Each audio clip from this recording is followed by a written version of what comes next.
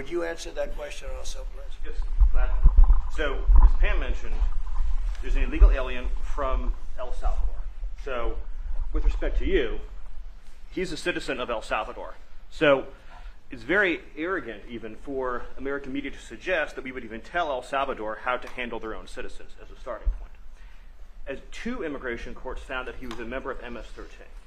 When President Trump declared MS-13 to be a foreign terrorist organization, that meant that he was no longer eligible under federal law, which I'm sure you know, you're very familiar with the INA, that he was no longer eligible for any form of immigration relief in the United States.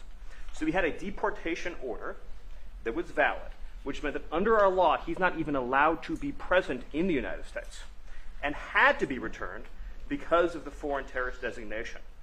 This issue was then, by a district court judge, completely inverted, and a district court judge tried to tell the administration that they had to kidnap a citizen of El Salvador and fly him back here. That issue was raised to the Supreme Court, and the Supreme Court said the district court order was unlawful, and its main components were reversed 9-0 unanimously, stating clearly that neither Secretary of State nor the President could be compelled by anybody to forcibly retrieve a citizen of El Salvador from El Salvador, who again is a member of MS-13, which, as I'm sure you understand, rapes little girls, murders women, murders children, is engaged in the most barbaric activities in the world, and I can promise you, if he was your neighbor, you would move right away.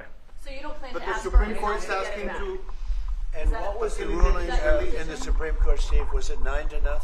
Yes, it was a 9-0 In our favor? in our favor against the district court ruling, saying that no district court has the power to compel the foreign policy function of the United States.